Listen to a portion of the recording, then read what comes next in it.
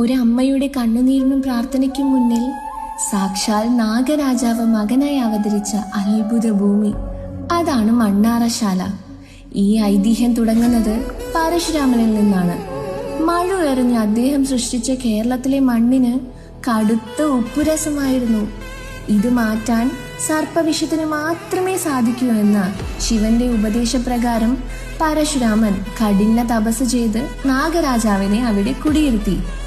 പിന്നീട് ഒരിക്കൽ കാവിലുണ്ടായ വലിയ കാട്ടുതീയിൽ സർപ്പങ്ങൾ വെന്തുരുകിയപ്പോൾ അവരെ രക്ഷിക്കാൻ നാട്ടിലെ സ്ത്രീകൾ വെള്ളം കോരിയൊഴിച്ച് ആ മണ്ണ് തണുപ്പിച്ചു. അങ്ങനെ മണ്ണാറിയ ശാല പിന്നീട് മണ്ണാറശാലയായി മാറി. തീപ്പൊള്ളലേറ്റ നാഗങ്ങളെ മണ്ണാറശാല ഇല്ലത്തെ വാസുദേവൻ ശ്രീദേവി ദമ്പതികൾ സ്വന്തം മക്കളെ പോലെ ശുശ്രൂഷിച്ചു.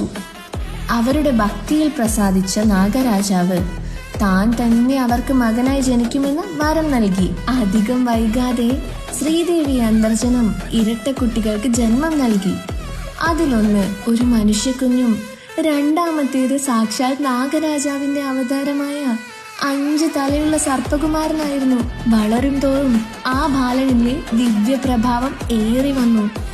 ഒടുവിൽ തന്റെ അവതാര ലക്ഷ്യം പൂർത്തിയാക്കി സമാധിയാകാൻ പോകുന്ന മകനെ കണ്ട് ആ അമ്മ പൊട്ടിക്കരഞ്ഞു. അമ്മയെ ആശ്വസിപ്പിച്ചുകൊണ്ട് ഭഗവാൻ ഒരു വാക്ക് നൽകി. കരയാതിരിക്കൂ അമ്മേ, വർഷത്തിൽ ഒരിക്കൽ ഞാൻ അമ്മയ്ക്ക് ദർശനം നൽകും. അമ്മയുടെ പൂജകൾ ഞാൻ പൂർണ്ണ മനസ്സോടെ സ്വീകരിക്കും. ശിവരാത്രിക്ക് തൊട്ടടുത്ത ദിവസമാണ് ഭഗവാൻ അമ്മയ്ക്ക് ദർശനം നൽകുന്ന ആ പുണ്യദിനം.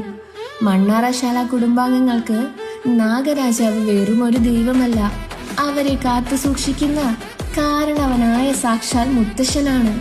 ലോകത്തിൽ തന്നെ അപൂർവമായി സ്ത്രീകൾ പ്രധാന കാർമ്മികത്വം വഹിക്കുന്ന അത്ഭുത ക്ഷേത്രം കൂടിയാണ് മണ്ണാറശാല.